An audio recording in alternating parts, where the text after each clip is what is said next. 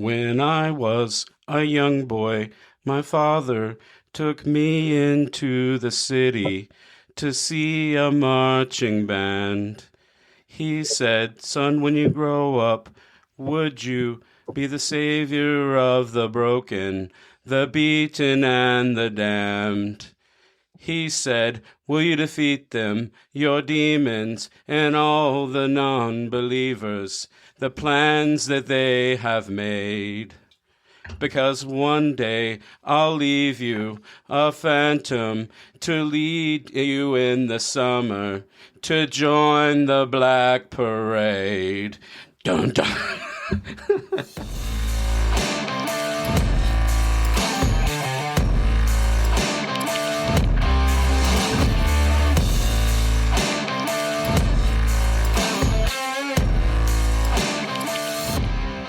Welcome to the Black Parade, aka Ubercube. This is your host, Anthony Adams, and today I am joined by my other host. Hello, Anthony.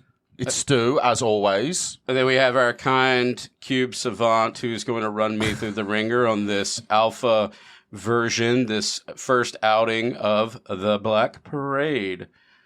First of all, I want to know why the Black Parade. Oh, well, so you want to know why? Yes, So I'm going to give you a lot of reasons. It's going to get a little emotional. You ready? Today's my birthday. Happy birthday, Anthony. And now I'm going to have a hard time. Happy birthday, Anthony. Anthony's realizing right now that he's getting really old. And No, it's my father. I know. Yeah. I know. So why the Black Parade?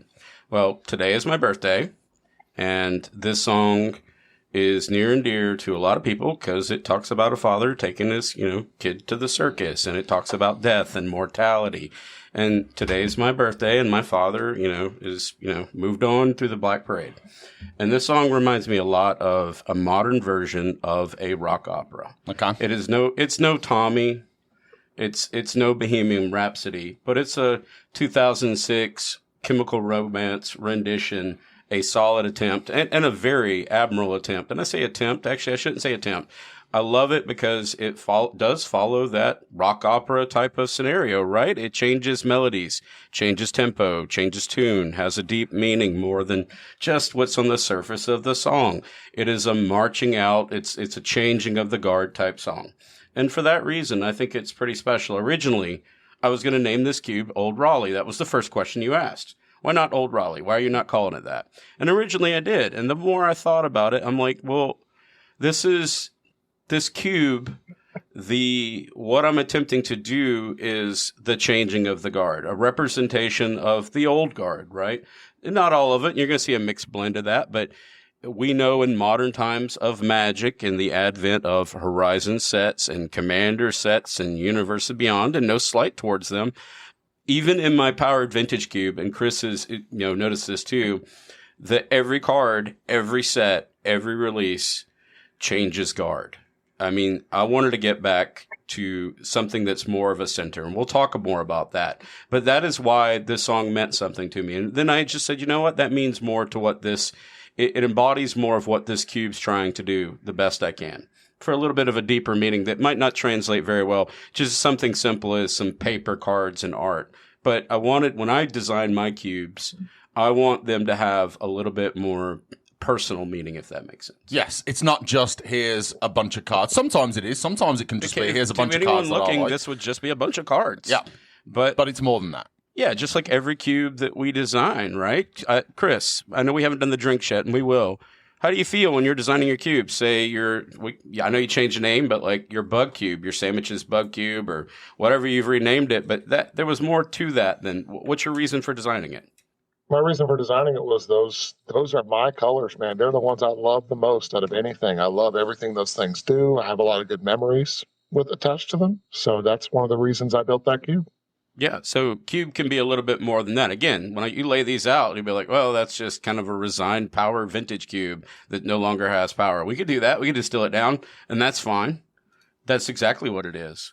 But sometimes... it's basically an old style legacy cube, which is great. Yeah. But I love it. So let's go ahead before we talk about this and this design and what we've done here over the past 2 years, or I have done. let's go ahead and have our drinks at 9 a.m.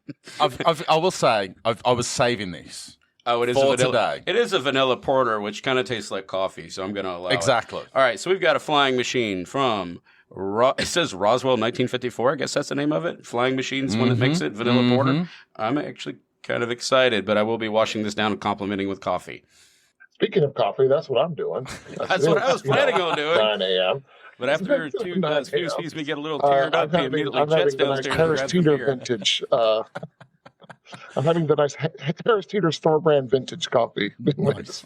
Well, today is my birthday for the listeners. It is currently, the date of recording is November the 15th. So we won't talk about it being 9 o'clock in the morning. 9 o'clock in the morning. And the look that I just got from my wife as I walked past with these was, excuse me, seriously, it's 9 o'clock in the morning? And I was like, yeah, but it's the vibe of the show, so we're going to do it. Yeah, we're a little emo today. Before we go out and celebrate here. A little My Chemical Romance.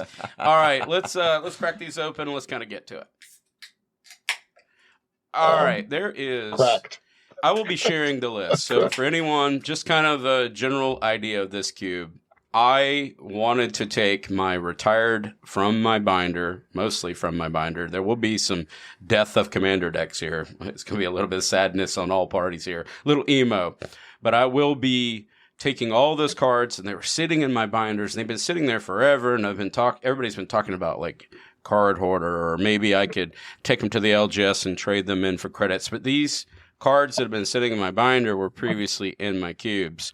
And despite all of the attempts to double sleeve them and putting them through events, they all have love. You will not find a near mint card, no matter how much I lie to you, out of any of these. I know if I take them up to our local LGS Game Theory and they evaluate it through their lens, it'll be like, light, love, play, heavy, maybe moderate, sure, scratch, foil MP face. MP plus. I think maybe. you're going to be looking at. No, we take care of our cards, and we are gentle, but we do play with our cards as this is a game.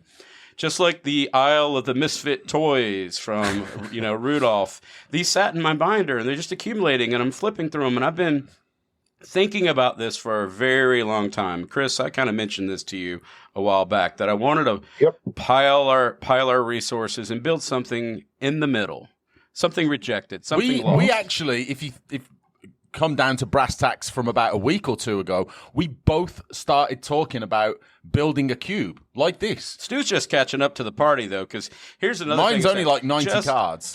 But it's incredible how much commonality there is between your list and just what I've got started. So. The comedy for the listeners is Chris and I have been talking about this probably since CubeCon. This was actually ever since I cracked open some of the mystery booster packs and we got that white border deck fading, and we'd kind of been trailing this idea along. Anyways, in comes Stu with, hey guys, I've got a great idea. I'm going to the moon. And I'm like, well, Chris and I are already, designing our aircraft to take. Thanks for raining on my Black Parade. Yes, Anthony. Yes. Appreciate and then Stu that. goes, I'm going to use in space a pen. And I said, well, you know what would work better? A pencil. And next thing you know, we're building cubes.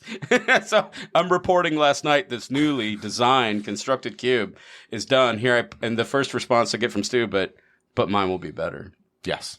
It will be better. I have to come back with something, right?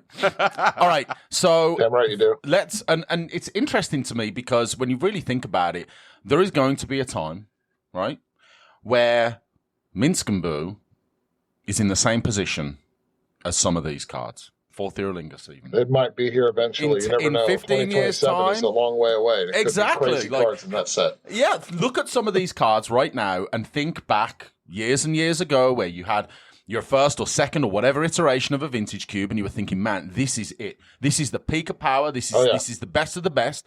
And now you're like, really? This is where we've come? Like, these are just relics of the past? Like, how insane is it to look at some of these? And I'm sure, Chris, I'll ask you this first. How many of these, just roughly, as you kind of brazenly check this list out, how many of these cards do you think you would have looked at some time and said, man, there's no way they're ever going to get past that? I mean, that's it. That's a staple of the vintage cube forever.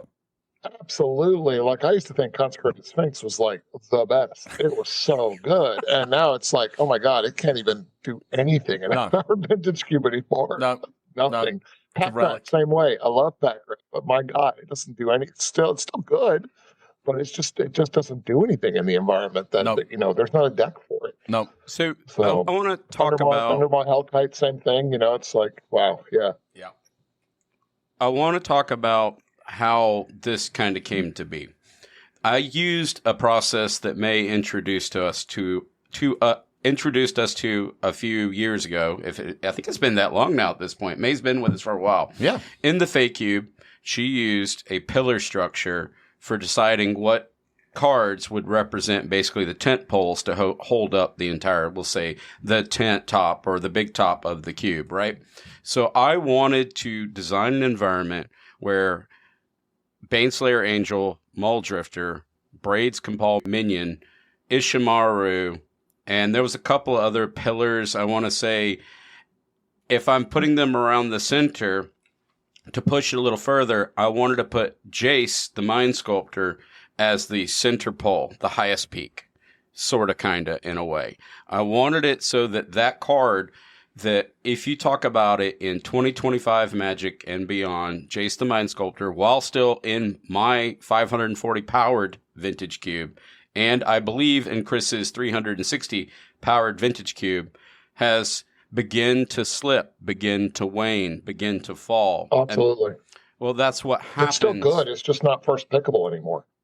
So, Well, I designed this cube to challenge that status quo with there's a lot of theories built into what I'm doing here, besides the pillars and the benchmarks. I wanted to build, like, the conceit of the cube is to basically represent cards that have, like Get Love It or Leave It, and that's what we're going to kind of debate about here, have just kind of rolled off into the sunset, right? And I tried to, this was a hard project. And I sculpted this. I actually have the cards laid out in my office right now. I've got a few of them. I still have like 5. I've got to order maybe 6.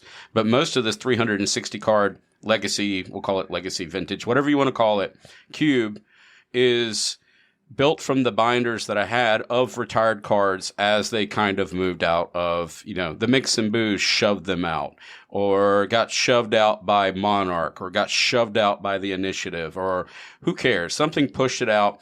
And then in the eyes of the drafters, they suddenly went from pack one, pick one, like a Jace the Mind Sculptor in Modern Magic, to maybe it's 7. And maybe we'll go a little further and say Inkwell Leviathan, which would have been an amazing Tinkerer target 10 years ago, to come out, drop, shroud, go through, attack, can't deal with it, Island Walk, killing them, right? And now we're looking at it as, well, that card's not playable, which I want to fight that tooth and nail with this conversation. But here's what's interesting. I want to talk about this. So I took that core idea, those core elements of a couple of cards, and used them as my props that I will kind of design this cube around. Not as like seed crystals, but rather as waypoints, right? I want to stay up and down from that idea. I want to represent them. And I was going to say, it's like this is the power level you're trying to achieve. This is about what you're trying to do, and you're trying to stay within those bounds based on those cards. Is what I'm hearing. And it's very difficult. Chris and I talked about this last night while I was walking Mr. Odin, and I'm chatting about this. It is extremely difficult to not optimize while doing a rollback. This is almost like, say you got a bad rev, a bad push on a software, and I'm trying to push it back really far to restore it back to where it was. This was difficult for a lot of reasons because I have to turn off that optimization mindset, right? I'm not trying to choose cards that are so far to the left of that power band spectrum that they're weak and they're unpickable. I'm trying to find a medium keel here, and a center, a ballast point. While flipping through the binders, I continued to upgrade even just last night, thinking about what each one of you, I thought about you, I'll explain a card to you in a few minutes that I added for Stu last night because he thinks it's interesting, and I wanted to make it work. But there's one little clickbait thing that I did before we begin. This is the fascinating part. What makes a powered vintage cube, and I know I'm being obvious here, what makes it different than this now, we're going to call it a legacy cube, because I removed that? That's my first question to the two of you. Power? Yeah, define that for me, please.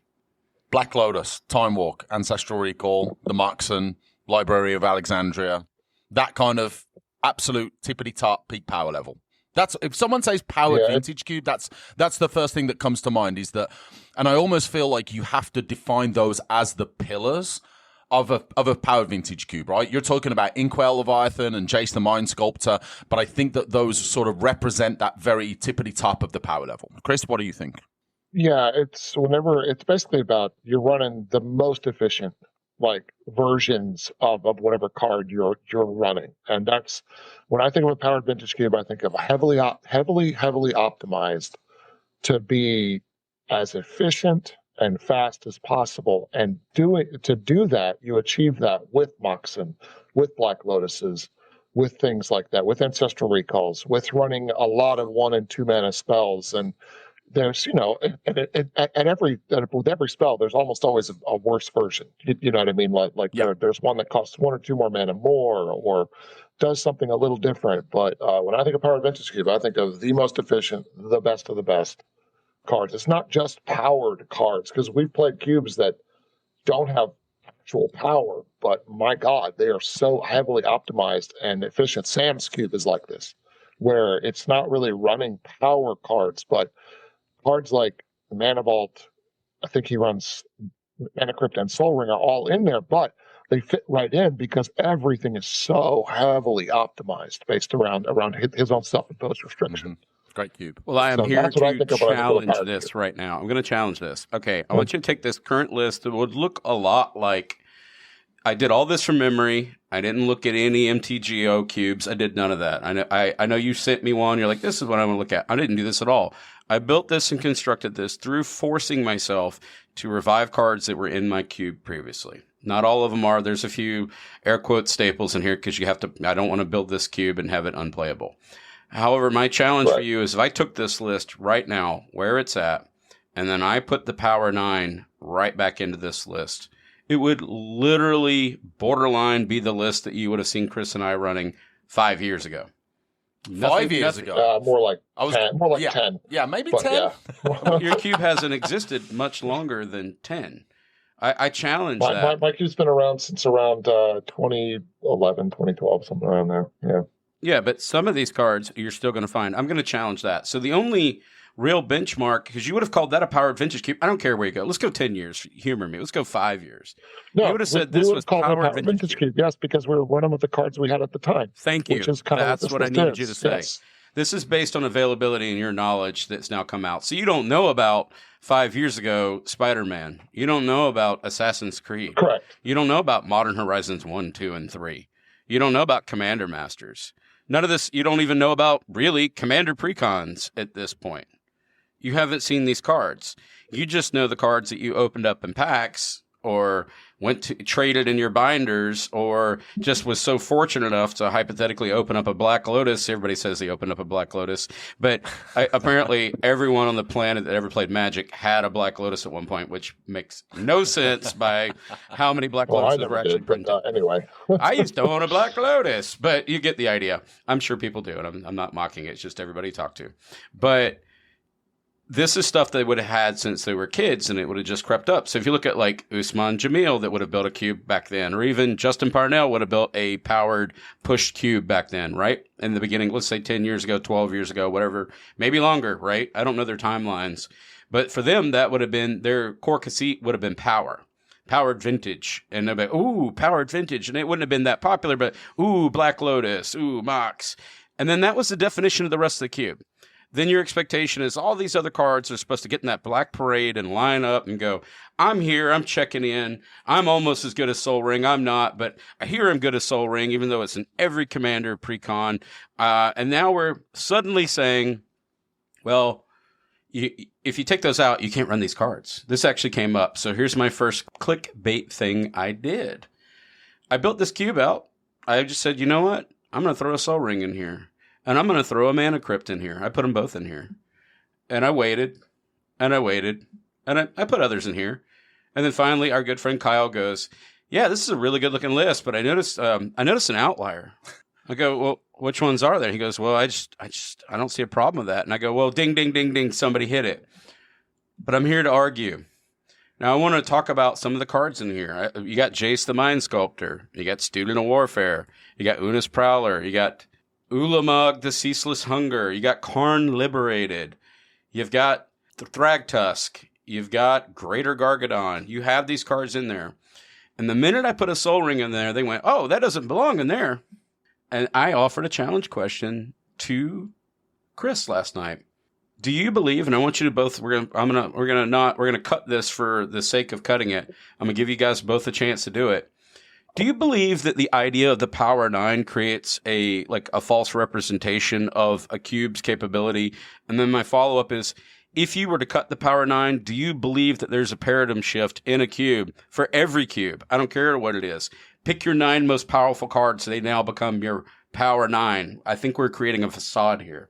And I'm going to ask you to look at this present list, and then I'll pause and we'll do a little Jeopardy ding. And I just have you both just ramble off some cards you think are power outliers outside of our Power 9.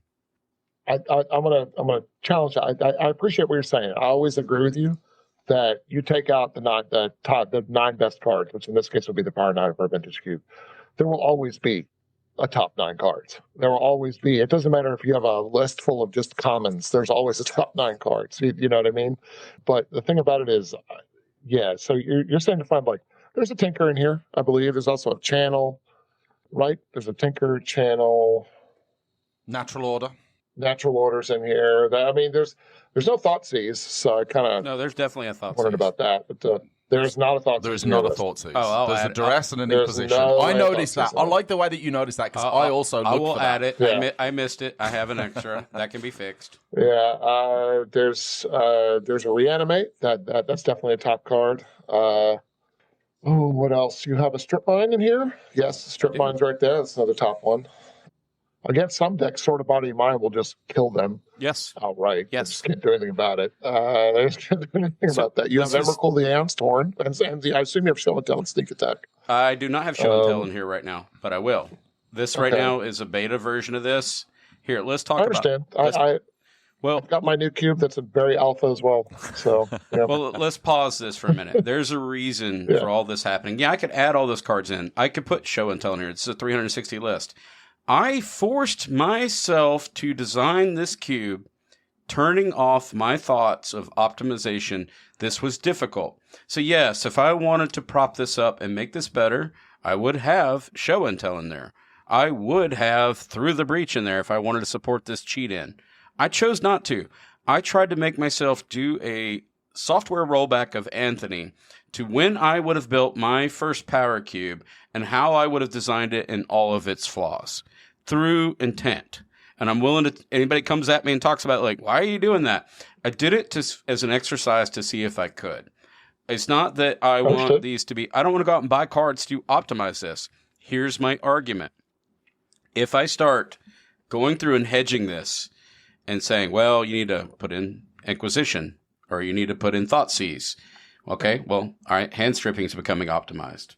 All right, let's put in Show and Tell. I know it's not optimal. Now suddenly these big threats become big. You're now optimizing that. Let's go ahead and get I really don't like your choices of some of your removal. Let's bump it up. Let's bump it down by 1 mana. You start paradigm shifting upwards again, back in the trajectory of where the cube that these cards got rejected from. Once I begin to do that process, then the conversation will come up Jaretti Scrap Savant's not very good anymore. Or I'm just not really feeling the fact that Rolling Earthquake, I feel like you can do a little better there.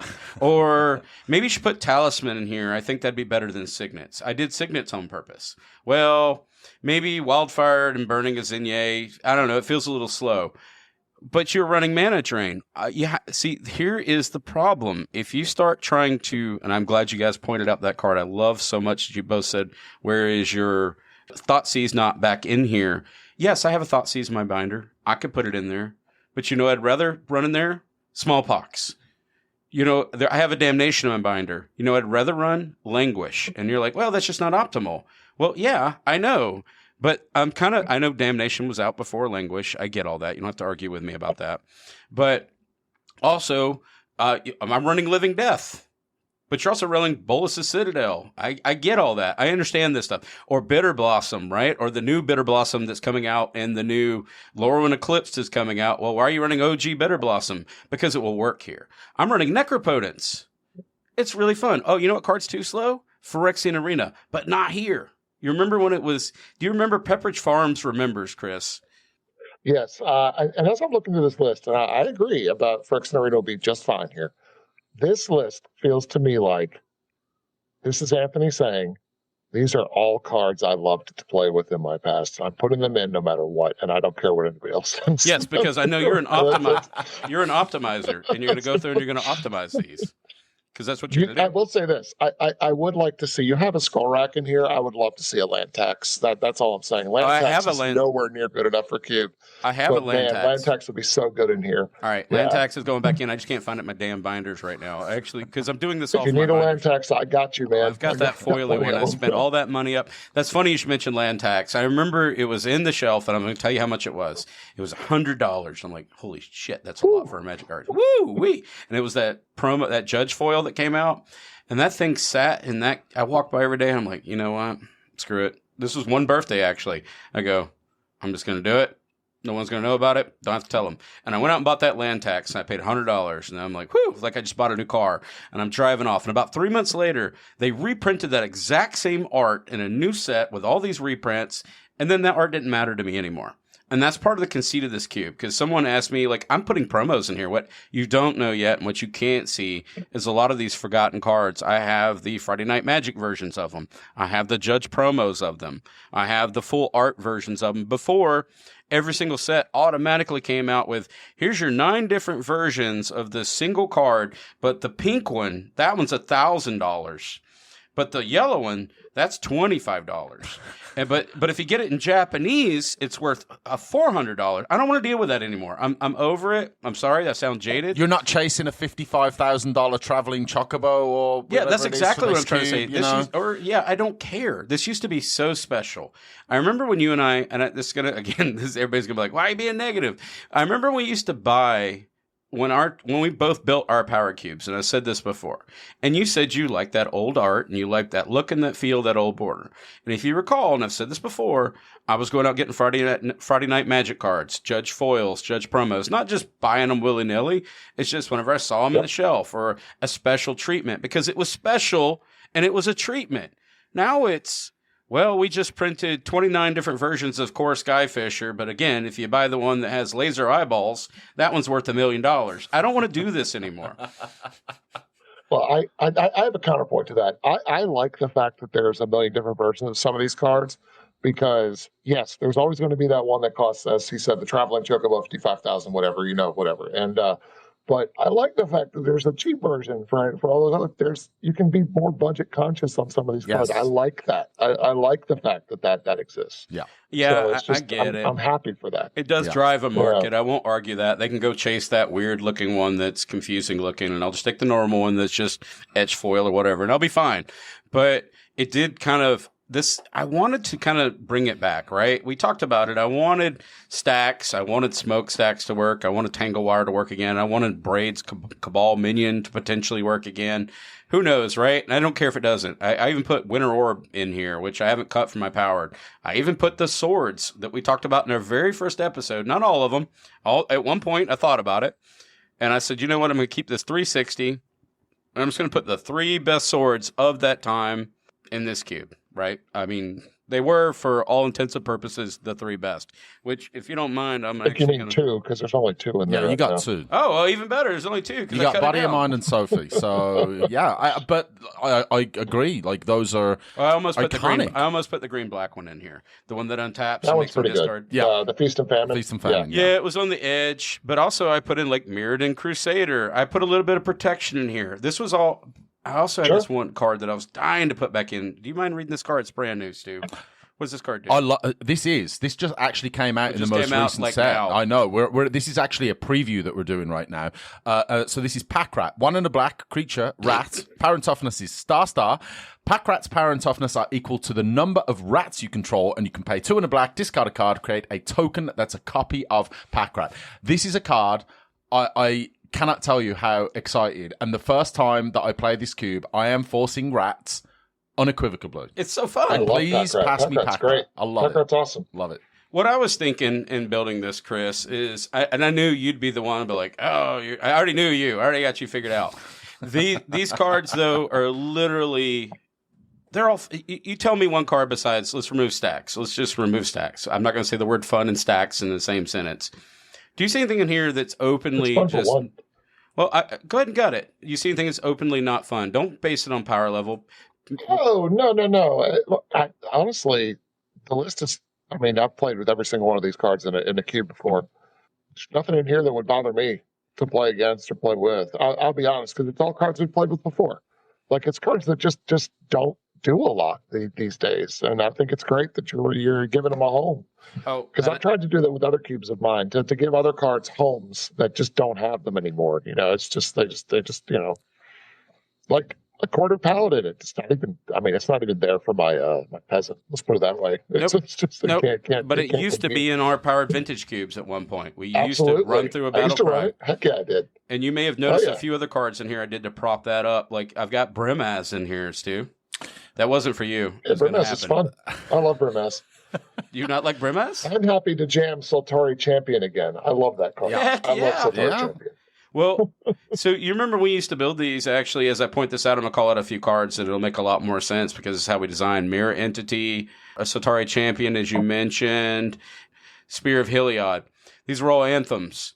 You remember when we first had a hard time with white aggro kind of pushing through that people would use a lot of white aggros in order to buff these. You had to. You had whenever to you use had that your- anthems, yeah. Yeah, so we didn't have Ragavans and all that. We built this. You have to understand, this is for the listeners, not for you, is that when we first had our cubes, white aggro really, it existed and it's strong, just like red aggro is strong, but you have to make some concessions, right? You had to have anthems. You had to have a way to push that damage through in order to challenge those mid-range decks that were very prevalent, and the control decks were very prevalent because blue was tilted sideways pretty hard. And I've actually attempted to replicate that the best way I can. Now, I have cards in here that, again, you'll find stuff that'll be like, well, that card's definitely good enough for a Power Vintage Cube, or at least it's still hanging on there, like Snapcaster Mage. It's still good. I was going to say that there are a number of cards in here. There's sprinkles. Yeah, so as you've taken, and going back to sort of the pillars, you've taken those pillars and you haven't just gone with the focus of I'm going to power down. You've kind of tried to power by encircling those power bands, right? So inevitably, if you go power up a little bit, you're going to have those cards that are going to show up that are still, like you say, kind of vintage cube at that level. Yeah, because this still needs to be playable for our group. Again, using Chris as our model here. Chris is a powered, optimized. You both said this will be the one cube that I think Stu can openly not say, I just don't think this card's good enough. Because then I'm going to tell you, go. Well, it's also basically a time locked cube too, so you really don't have a lot you can do with it. Well, it's not other than swap out cards from the area. You're right, from the time area. But maybe not. If they print cards that come out, this is where I'm going to ask for your help. Let's say I didn't look at Avatar. Let's pretend they've got another card in there that's on par, doesn't look weird, matches the bandwidth of this cube, and then there's no reason not to add it. But that's not going to happen initially. Uncommons. They're going to be your uncommons. That's what's going to happen. It's It's not going going to end. Well, here, I'm going to keep challenging Chris then. I want you to tell me what cards in this list, because I'm really curious, because you're sticking to that theme. Let's remove Ishmaru. I know that's not fair. Ishmaru's awesome. I love that card. Well, I want to kind of get if you notice I did black aggro, but I keep hearing you, and I'm challenging here. You're kind of leaning into these are commons. What cards, when you start getting up to the higher levels, would kind of just be your rollbacks here that don't make a lot of sense to you? What's your vibe? Well, here? no, I'm not saying to roll back any of these cards. I'm talking about in the future, some of the better cards you're talking about. Oh, yes. Uncommons. Agreed. I'm just talking about in the future, cards that have not been printed yet. One card that did stick out to me like a sore thumb, and I can't wait to cast this. I'm very bad at casting it, is Gifts Ungiven. But I love that card. Yes. I just don't know how to use it well. So I'm terrible with my Gifts Ungiven. We have people in our playgroup that are very good with Gifts Ungiven, and I'm going to die to that card. I just know it, and it's going to happen. And I'm going to love it. It's going to be great. So it's going to be so. But the thing is, there are a lot of cards. Like Student of Warfare is great. I love Student of Warfare. Yeah. Soldier of the Pantheon is a card. And it's a card. It's a card. Because, would never run Student of, like Soldier of the Pantheon over something like Dauntless Bodyguard or something like that these days. Yeah. You know, it's just Dauntless Bodyguard's just way better. And it's an uncommon, just like I said. So that's an example right there. I am not seeing a card in here on my list that's supposed to be here.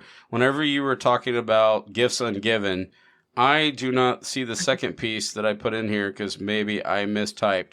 But I have... You put in Unbarrel Rights is in here. It's in your white section for some reason. Oh, that's a mistake. But it's in your... I will fix that. Okay, yeah, user error there. Unbarreled Rights is the combo I was trying to represent. So I was talking to May last night. So yeah, I have Channel in here, and Channel's going to cheat out Emrakul. And she's like, well, why don't you put Fireball in here? And I was like, I can't. Well, I want Channel Fireball to be in here, but that's not what I'm trying to do. This is what's interesting about this. This experiment's problematic for a lot of reasons. I'm trying to pick an error in Magic, a timeline, right?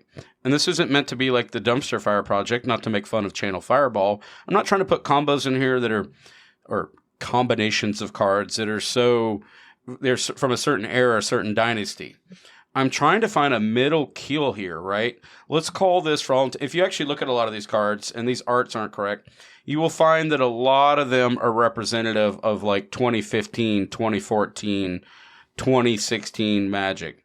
You'll have Inferno Titan in here. You will have, I know it's still good. And you'll have Prime Time in here. You'll have Thundermaw Hellkite in here. A lot of the core set stuff. Siege Gang Commander was another one of my pillars that was a house at one point. I want Siege King plus Perforos to come out, plus your Goblin Bombardment to come out. You remember the days where you would die to Perforos, and then they would bombard it out on top of that. I want that again. I don't want bad magic. I don't want to use that word like a goat there. I did that bad magic.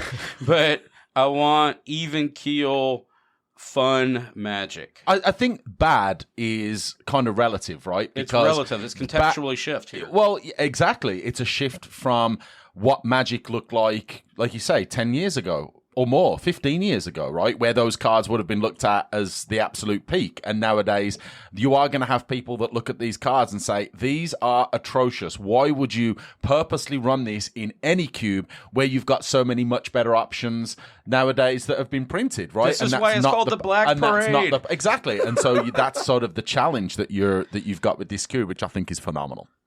Yeah, I'm also going to point out, I'm kind of with May on here. I think a Banefire would make this awesome. Well, Banefire is in there. Banefire's in there. What? It is. Banefire is in there. Banefire's in there.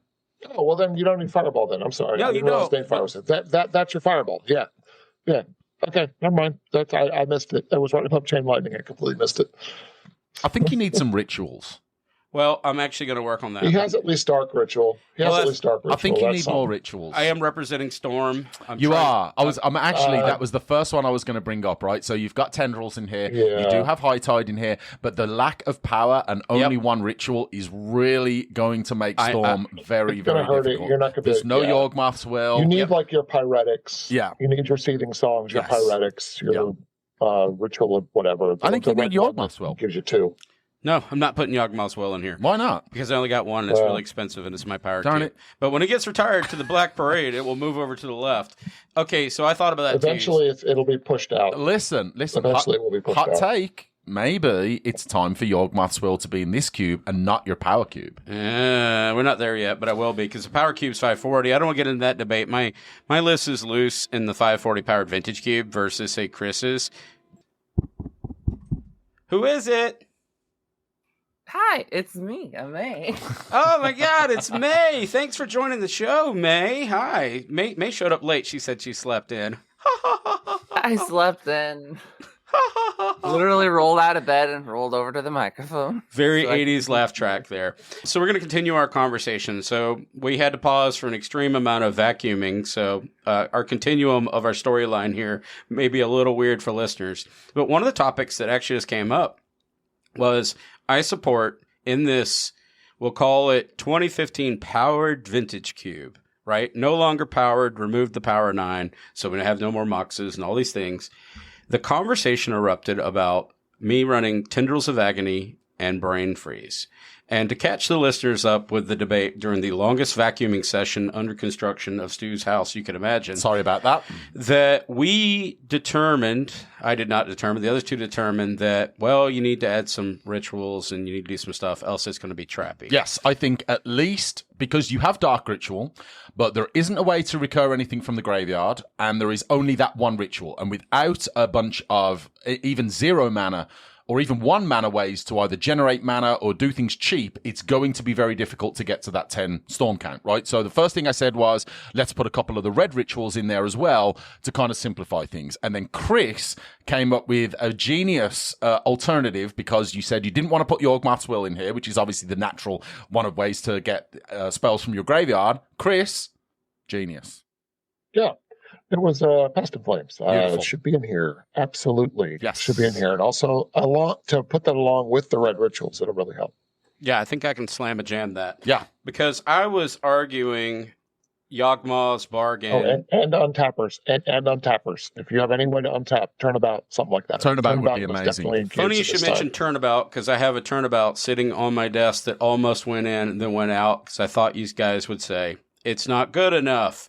Because this kind of contextually shifts this idea of, I have literally time vaulted a powered vintage cube minus the power with cards that are resigned or relegated towards around 2014, 2015, 2016, 2017. I've got a few Theros in here for context of this. I've got some alpha beta cards in here. We'll say like cards like Brainstorm still in here, and we'll still have the occasional, let's just say, Remand and things that you would have found in old Magic, right? So those are going to help along here. And then we'll go some Ponders and Portents and all that. So I was thinking, and I know it's incorrect about Storm, and I know Storm is troublesome. My counter argument was Halfway Storm, which we talked about during our Storm is Coming episode, where there's various ways to carry Storm to a finish line outside of the completed win. So I was leaning into that because this was the logic that I would have used at that time when this cube was forcefully built. I reconstructed a cube that Anthony would have built back in 2018, 2017, 2016. And so I'm using these suboptimal thought processes based on the current 2025 iteration of, say, the powered vintage cube, right? Or an LSV cube, or even my current Uber Bears 540 powered vintage cube, or Sandwich's powered 360 cube. I had to wind the clock back through intention, but I did miss a few of those hurdles. I can make those cuts because I may have put some cards in here that are oldies but goodies. They're from the past because I remember these existing at one point in our aggro package. And I'm not saying I'm going to cut it. I'm just saying this was cards that we ran at the time. Hellspark Elemental for 1 colorless and a red. You get a 3/1 Trample Haste. It has Unearth for 1 colorless and a red. This is basically doing 6 damage for 4 mana, essentially. This would have been a really good aggro, and it still might actually hit. Plated Geopede would have been in our cubes in the Wayback Machine. At least it would have been the remnants of the bottom of the power spectrum, say, in 2018. These would have been the cards that would have been like, well, that's not good enough, because this is, now we've got the advent of that time period, and don't quote me on timelines, because I'm going to get this messed up, but you would have had something like Carry Zev come out at that point.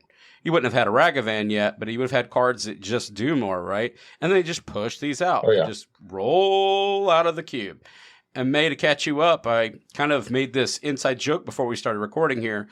This is, for lack of better terms, the power medium of the Fey Cube reduced to Vintage and Legacy. Do you get that analogy where I'm going with the pillars and whatnot?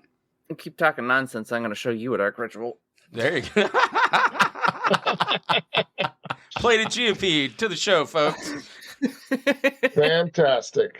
You need to hear that, Anthony. There we go. That was glorious. Yeah, I think that you have a pretty good vision of what you're wanting to do here. It's just getting your description caught up so that way we're all kind of on the same page. But that has more to do with like your description rather than the actual cube itself not indicating, let's say, what the power you're aiming for. It's definitely a smattering. It's got remnants of the current 2025 edition that have not left, but I predict eventually will be replaced. I'm not going to go so far and so bold to say, let's hypothetically say Ponder. I know Ponder's going to hang out for a while. But when you get cards like Consider or cards that have Surveil, or we get an instant speed version of Ponder, not a Brainstorm, these type cards will threaten that card. And I imagine in the next 5 years, we'll be seeing that.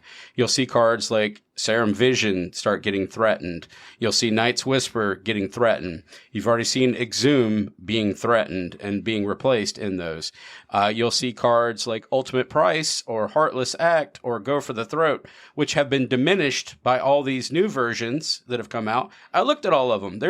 Now there's removal spells that all you do is pay, oh, it's so sad, 2 life. Or you have to discard a card. Oh, that's terrible for your Reanimator package, right? Do you remember? Yeah, cards are so bad. So bad. Definitely should run them. I know you remember this problem, Chris. Well, we wanted to set up Reanimator, and we would argue left and right about how do you get cards in the graveyard. Because, you could maybe, thought seize yourself. Did I get that right? You could do that, or you had a few maybe Wild Mongrels or that Goofy Snake that was the iteration of it. But then Putrid Imp became tech. Discard a card from your hand. Putrid Imp gains flying until the end of turn. It's a 1/1. If you get a threshold, it's a 2/2. I mean, but it was a 1-drop that was a discard outlet that was free. Yep. And you could just do that.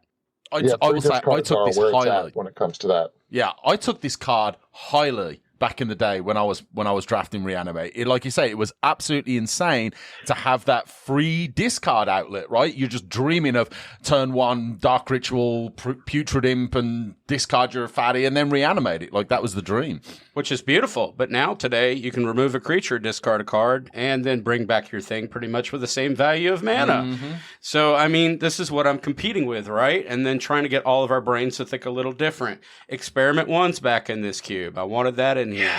I know. Tarmogoyf is going to be a powerhouse in this cube again. Like, another pillar, another conceit, another thing that I wanted to prop up. I'm not saying Tarmogoyf's a bad card. It's a great card. But you know what card that I really wanted to add? I really wanted to signal with? Siege Rhino. I wanted Siege Rhino to come out again. I love Siege Rhino. I wanted to show up again. Nothing makes me happier than seeing an environment that has Siege Rhino, Thragtusk, and Restoration Angel. Those 3 make me very happy. Heck yeah. Oh, it's fantastic. That's fun to do. That is some fun magic right And you've there. got Birthing Pod. For you, at least. To have Birthing Pod and Siege Rhino is just like the memories of that. I might have done this for you. It's so wonderful. Yeah, Thank you. I thought about this. Thank you. Oh, it's great. What about tinkering into Sphinx of the Steel Wind, which would cost you 5 and Esper for a 6/6 flying first strike, vigilance, lifelink, protection, which we don't do in our modern cubes, the best we can avoid, from red and green. We've avoided Definitely that. used to run this card. It's Definitely such used to run that card. Powerhouse of a Tinkerer target. This was now we're looking at Portal of Phyrexia. We're looking at maybe we're still bringing in Blightsteel. Maybe we're bringing in some other massive threat like Triplicate Titan. But this was, when this thing came out, you're like, I'm in a Gruul deck. Well, it sucks to suck. That's what I was thinking about. Our curation has grown. So when I'm looking at these cards, I'm well aware that these are not going to always end in... Matter of fact, this conversation happened just like last night, May. My buddy Jason was looking at it, and he saw that I had Avalanche Rider, because that was your suggestion, and I have to pick one. I've picked one up already. And I had Armageddon. And he's like, man, not cool. Trying not to make friends, Anthony. I'm like, well, Jason, because Jason plays a ton of Commander. A lot of Commander. He's a Commander brain through and through, right? And that's the social, whatever messed up social contract of Commander says, thou shalt not play land destruction. You shall min-max your deck, goldfish, and win. And then I'm like, dude, this is a 1v1 game. If you blow up my lands, he goes, well, then it might take me 3 or 4 turns to win with, say, we'll just say, he said, now I got to beat you to death with my Containment Priest as a Bone Splinter. I go, no, Jason, I think you misunderstand. I'm not going to wait for you to do that. When you've blown up all my lands, it is my right resign in the game of Magic. You destroy all my lands. I'm going to assume you have an advantage and you're not dirtling out here. I'm not going to sit around and wait for you to go, oh, I got nothing to play either. I'm doing this as a defensive measure, or I'm upheavaling for defensive measures. I'm like, no, Jason, and I love you, Jason. I will not sit around and wait. I go, no, scoop it up. I will now go to my sideboard because I draft my sideboard intentionally. This was very sideboard-driven Magic back then. This type of Magic in this era, this time period of a no longer powered vintage cube, represents cards that don't necessarily single-handedly win a game for you. You don't have Minx and Boo when you play it. There's a good, strong chance, a good percentile, you're going to take that game. You're not going to have Fourth and Lingus that says, well, you played that and you got the Monarch, even if you did it for 0, and you're going to win through card advantage. This game now is going in your trajectory. You don't get to just play one card. I believe this type of Magic will make players, for good, bad, or ugly, make them feel smarter about their decisions because they have to do multiple cards in order to take that game. Do you agree with that statement, Chris? Yeah, I totally I'm with you on that. But that reminds me of, it's reminiscent of my other cubes that don't have insta-win stuff in it. Like your cubes are the same way. You know, it's like we do have this Power Max vintage cube, but the reason I built other cubes is so I didn't have to have all my cubes be like that. This is going to be a nice addition to our rotation that, we're going to have this kind of a powered down vintage style cube that, you got to actually play Magic to win. You can't just play a 2-card combo to win, unless you're doing Banefire channel. Then I guess you get your 2-card combo. Oh yeah, Banefire channel. I'd like to see.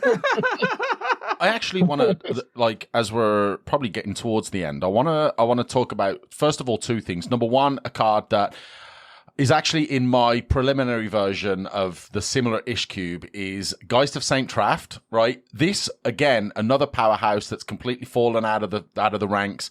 1 colorless, 1 white, 1 blue for a 2/2 Spirit Cleric with hexproof, and whenever it attacks, you put a 4/4 white angel creature token with flying onto the battlefield, taps and attacking, exile that token at the end of combat. I love that cards like that are in this cube. I'm going to take things like that very highly. I also want to talk a little bit about this whole Soul Ring and Mana Crypt conversation, right? So you put them in there and you're obvious. So I know that obviously they will stick out as incredible power outlaws. I know that there's not the Power 9 in there, but the Soul Ring and Mana Crypts are definitely They're very not adjacent. there anymore. I cut them. It was right. It was However, I think there's an opportunity for you to put them back in. Okay, so what I think you should do is I think you should put Soul Ring and Mana Crypt back in this cube, and then get a Sharpie and write on them both: this mana may only be used to hardcast a Mirror Battlesphere, and I think all your problems are solved. Okay, because there's nothing more satisfying than getting. I mean, Mirror Battlesphere is an okay tinker target, but I want to be hardcasting those with a Sharpied Soul Ring. I also want to take a second to talk about the lands. I wanted to roll the timeline back on lands. There's no Triomes. There's no Surveil lands. And if anybody's going to ask, would that make this better? I thought about it for just a second, breaking Singleton on my fetches and my shocks. There's no AB duels in here for affordability reasons, because I actually want to submit this to CubeCon 2026. So we've got a whole year to refine this, but not to optimize this. Back to the Past in Flames conversation, that is where I want to land, not put in the best card. Because what will happen is if you put in the best card, I want to go back to that for this weird thought process here. If you start putting in the next level up, Jackal Pup will no longer have a home. If you keep putting the next best card, you will start challenging Fire Drinker Satyr, which these are not great cards. I mean, they're great cards in here. They're not great cards in modern Magic's history. That's the problem here. Hellspark Elemental will leave. Soldier the Pantheon for aggro will leave. Stoneforge Mystic got a revival because of Cauldron Complete. Cauldron Complete, yeah. I remember experimenting in that card when it first came out. Here's some irony for you. I put that card in way before anyone else did in my cube. And I was kind of like shunned the non-believer and told that card kind of sucks. I remember this conversation. I put it in my Power Vintage Cube with the Stoneforge, with Tinker, all of the above. Everything was there, all the accoutrements. And everybody at the time, and no one remembers this. I'm looking at Chris's face. No one remembers this. It was in there months and months and months and months before, because I bought it when it first released on a pre-release. And everybody's like, that card just not good enough. And then it got featured on Moto, And then suddenly the tempo, the conversation changed amongst, and I'm not saying in our internal group, I'm just saying generally speaking, oh, it's suddenly good enough now. Well, we've seen performance metrics. Are you talking about Cauldron Complete or Stoneforge Mystic? Culture Complete combined with Stoneforge Mystic. Okay, thank goodness. I'm sitting here thinking like no one's ever thought the Stoneforge Mystic wasn't good enough. No. I was sitting here, I was very confused. Culture That was my was confused shunned. face. That makes more sense. And then the other living weapon that comes in and counts the volume of artifacts, I tested that in my Powered Venture Cube months and months and months before because I intended to put it in you did. I remember this Cyst conversation. Nettle Cyst is good. Nettle Cyst was Nettle also Cyst is good. shunned of not good enough. The word not good enough. Correct. This comes from our good friend Stu here sitting next to me. Not good enough for Power Venture Cube. Not good enough for Power Venture Cube. I wanted to build something that challenged the very thought process of this idea. I wanted to predate the idea of Unga Bunga in green. There was this problem with green at one point that I've now replicated. It was dork, dork, dork, dork, dork, dork, Crater good, Crater Hoof Behemoth, win game. And everybody's like, what's the problem with green? We talk about the mysterious case of green in one of our episodes. Then comes about a new, I guess, a rejuvenation of green where people started putting in the Unga Bunga or creature-based ETB cards, things that came in on curve in green and filled all those dead slots because all you really had in that original traverse was started at the foundation of green, then you worked your way up to prime time, and then maybe if you didn't get that, you got Crater Hoof and you closed the game out. I have rebuilt that, but I've also taken a little smidge of the Unga Bunga and put cards in like Polokramos, Thrun the Last Troll, right? Deranged Hermit's back in because I put Opposition back in, but it also fills out that line, Thragtusk. I don't want that dead green curve anymore, so it was hard to not think about that from a curation design standpoint while I'm trying to roll back to 2015, 2016, 2017, 2018 Anthony. What do you think about that theory, Chris and May? Hi, I have a green card that I'd like to see in. Because you're getting the Morning Unhinged, May. Protean Hulk. Give me a Protean Hulk. Oh yeah, Protean Hulk combo, but you have to put Flash in the cube too. Might as well. Flash Hulk. Flash You guys Hulk, are Flash missing Hulk. the point. Flash. We CDH from 2021 now, baby. There we go. There you go. So another core element of this design is it had to have been in my Powered Vintage Cube at one point, which is going to be problematic Travesty. as we start getting modern releases. I know that, and the point where I'm going to break those restraints. But this alpha version here that I've released, it has to follow this context of these are out of my binders. These are the black parade of cards that I didn't know what to do with. They're going to their slow deaths. Am I going to trade them? Well, they're not worth very much money anymore, but they're beautiful Friday Night Magic foils. What do I do with them? God, I don't know. I'm going to build a cube. That's what I did. And now it's going to be hard to contain this based on what you're getting out of these personalities you're hearing on this podcast right now. You got Mr. Optimized, Mr. Must Optimize, and Miss Bring Back Channel Fireball. So it's going to be fun. You're welcome. No, yes, I've unironically suggested 2 potential combo enabling cards in here. I'm not going to apologize. I just asked for rituals. I mean, come on now. That's not I don't too think much it's- to ask. That's what Sure. I asked for, yeah. I don't think it's unreasonable. I actually love the idea that you guys thought of a on par, on timeline way to bolster the idea of Storm. I think I can definitely get down with that. Yeah. It's still going to be hard. No one's It's not going gonna- to argue that. It's going to be difficult. But Storm will be a Rube Goldberg machine, which is what it was back then. But you need those rituals. You need to be mana positive. You need to do something. Otherwise, you're getting 2, 3, 4 spells, and then you cast your very sad brain freeze, and there you go. now the lands, I'm using fast lands. I am currently using 1 set of shocks, 1 set of fetches, because poor EDH decks are going to die a horrible death because I still price those. I don't know if you guys know this, but fetches and shocks have especially fetches, have retained their value, and I am going to be proxying the heck out of some commander decks. So brace yourselves, because I counted through just my Kenrith commander deck, my alternate WinCon deck, and I have 9 fetches in that one. I have 7 fetches in between Bobo, and I have 7 fetches in the Heb, or I think I got that right, 6, 7, somewhere around there. I've got multiple. I got all the shocks completed. I just need to order 1 shock, 1 fetch because Put the Mirage fetches in here. they're terrible.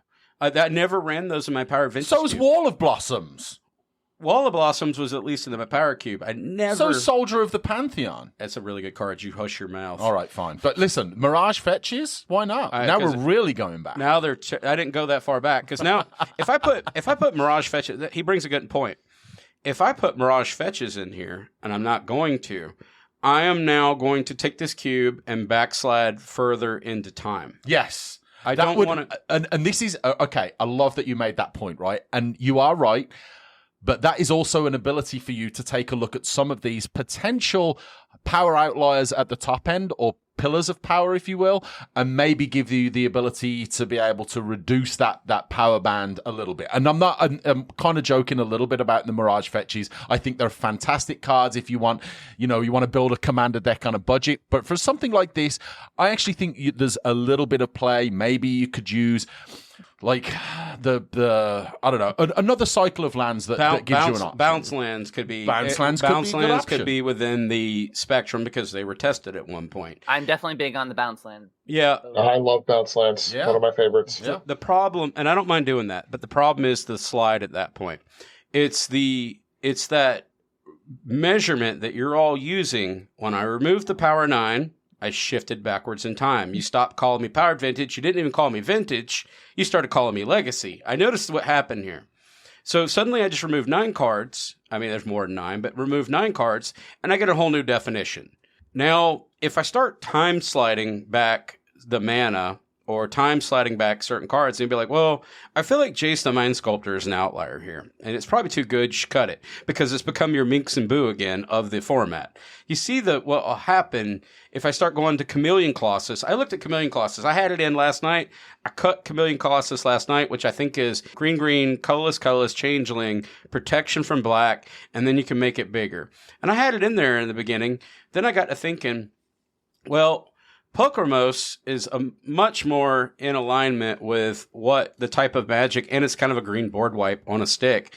And Chameleon Colossus hadn't been in my cube probably since, I don't know timelines here. We'll call it 2014, 2015. It's been a long time. But it'd been really long good, time. right? It would have been good at the time. It would have been at the peaks of the power at the time.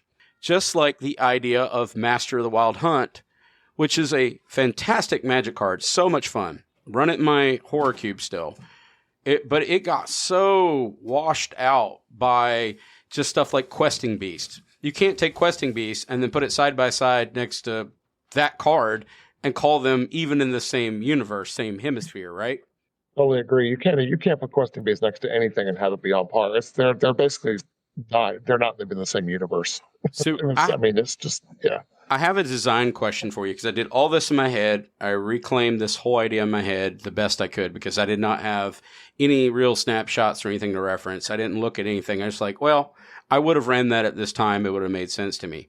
But my question for you and for May and for Stu when he gets back is what percentage of a cube, if you had to give a rough percentage, defines power, line, and curve?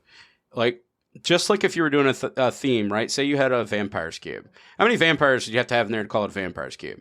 Well, the same would be is what point, how many cards of a certain power level, certain aspect do you have to give a definition? For people listening, trying to understand what we're doing here for an exercise. the way that I see it. For let's say, I mean, power's obvious. It's got the power 9. All that stuff in it and everything. For a card to hit a certain, I think it's more of an overall feel, an overall vibe of the cube, in my opinion. And you're looking at, to me, when I'm looking at the power level for cubes, there are certain cards that I know are just from experience, are just super efficient, super good at what they do. And, that can mean a higher level power cube, or, I don't know, man. It's hard to say because it's so subjective. It is just absolutely so subjective. You can call it a vampire cube and have literally one vampire in it and say, yeah, this is my vampire cube. I'm running Edgar Markov. That's it. Kind of thing. It's so it's kind of up to you how you do it. It's hard. That's a hard answer. Hard question to answer, for me at least. All right, May, my question is, at what point in any kind of thematic design, or in this case, the differences between cutting the 9 cards versus that, what does your percentages look like before you can still capture that vibe of a timeline, a period? How many cards are representative in a percentage the best you can land on for people listening? I want to look like I'm 2014, 2015, 2016, 2017 Magic.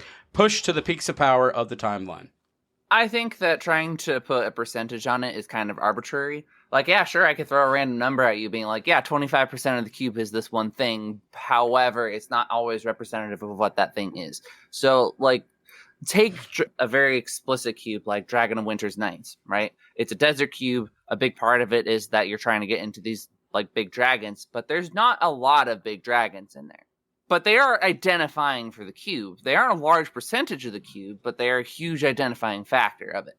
And when you're thinking about your cube in this context, you have to kind of think similar, where it's just like, what are like the percentage of cards that have been rotated out? Well, pretty much all of them.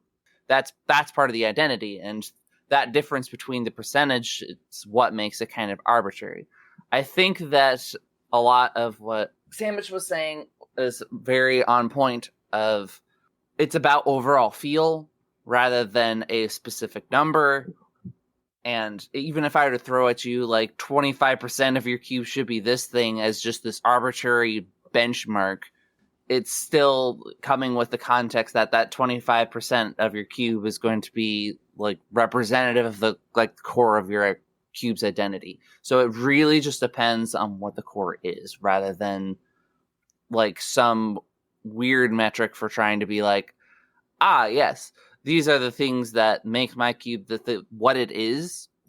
Like, the difference between 9 cards being the power 9, and your cube is that this is the difference between, like, powered vintage and unpowered vintage. That is a relevant percentage of cards, but it is so small compared to what the rest of the cube is, but it's identifying to what makes a vintage cube. You have to have the power 9 for like a powered vintage cube. Agreed. So if I'm taking Grizzlebrand versus Archon of Cruelty, this is kind of the conceit of the cube. I know that the peak of this timeline would have been Grizzlebrand. It would have been the Menace. You come out, you're drawing 7 cards, you're gaining all this life, you cheated it in. No, I don't have a show and tell, but we'll find a way. You reanimated it, right? That's how I'm going to play this current iteration of this cube. That also, it doesn't paint me into a corner, but what I am trying to do, I think a good timeline to exclude is 2020 and then go back to, say, 2014. That's about my 6-year span of time where I'm going to, aside from the alpha betas and the ones that would have leaked in just because they're good, that disparaging timeline of gap that we now see in the Power Vintage Cube, because we talked about this recent episode, Stu and I, and Chris, you were involved in that too, where you see this, LSV was talking about it, where you go from this alpha, beta, this old Magic reserve list, and then you just jump to 2020 on a power spectrum. And after 2022, when they started reprinting cards and pushing them out again, now we're seeing these cycles of churns of 6 sets a year, right? And Universes Beyond and Secret Lair and all this stuff that everything is just hammering us, which is a good thing. I'm not trying to be derogatory towards that. But now we got cards that they have less accessibility, more words on it, Eternal Universe. Not that any of these fix this problem, but now you're playing a game of Magic that requires you to be very invested in reading your hand, almost curated exclusively for the idea of, I built this commander deck. I know these cards in my commander deck. I don't have to think about what this robot does that has now 4 paragraphs on it condensed, right? Versus now we're seeing this type of Magic where I'm quite content with these words being longer on the OG Felwar Stone, not because the words are long, it's because they incorporated flavor text and they didn't know how to short time these words yet. They hadn't come up with these evergreen terms yet. They're now explaining them in sentences because that's when we would have built these cubes. And I think that creates a different type of kitchen table captured Magic that's also powerful, but in context to the timeline which you're held within. I will say the caveat in a way is, especially when you're talking about the increase in the number of sets and the way that sort of Magic design has gone over the last few years, is there are sets that will be released that will be focused around mechanics that just by virtue of how those mechanics operate are just you could have cards that are unbelievable power outliers or at the top end of the power for a set, but just because they're at the top end of the power for that set doesn't mean that they're going to be includable or suitable for a power vintage cube, right? So I'll look at something like Mutate is a really good example, right? There was some very, very strong Mutate cards in the set that it came out, but I don't think I'll be pretty confident in saying neither of you guys have Mutate cards in your vintage cube, right? So that's something where the power can exist in isolation for a set, whereby just the presence of that as an additional set doesn't necessarily add to the density of high power cards that are vintage cube ready. I think Chris said it best, and he's right. If I venture into the future past Avatar here, let's say we go into Lorwyn, and I decide I want to break the scheme of this timeline, I will now be most likely, all jokes aside, I'll be looking at the uncommons and probably the mythic rares, because those are normally terrible. I won't be looking at the rares, right? Because the rares are the bread and butter, the most powerful, egregious broken cards. We know mythic rares are... I don't know what mythic rares are. Sometimes that's so confusing. They become occasionally chase cards, and I know they are, but they're typically so specific to something you want to do in a commander deck or whatever. Like, all goblins get +4/+4 and mythic. I know that's cool, but I didn't need that in Lorwyn. Or all fairies get +6/+6 Right. and trample. That's what I'm expecting from a mythic, because it's mythic to the set that it's released, not in context to the worldview of Magic. Stock up is a common. Which is Let's just put that out there. Stock up actually Uncommon. Uncommon.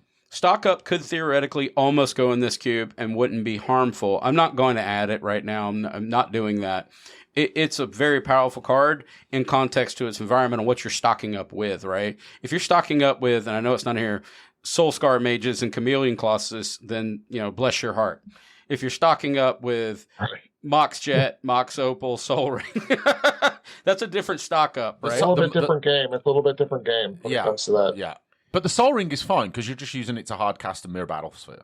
It's fine. Yeah. Battle Ball is Sharpie just did. fine. Says that. Yes, that's true. Yeah. We'll close this with the Black Parade here is a fun experiment that I'm going to try out that's going to have some meaning. It's going to have to require us to switch off our optimization brains. For some of us that are older, Chris and I and David, I'll use that example, and Stu will understand this theory. And then we may have some younger players that are commander-fied, for lack of better terms, that their card evaluation and optimizations based on, I don't know, some 2020 robot monkey commander that does 47 things on it. I have no idea, but I wanted to get back to Magic the way that Magic felt when we played this. This will be slower. Mid-range might rule. I'm not going to worry about shifting it. We'll tune it in and dial it in. And hopefully I can actually try to get this into CubeCon, because I think this is a different experience that could help people out. I was going to say, let alone that you're basically committing again to driving to Wisconsin because you're going to be carrying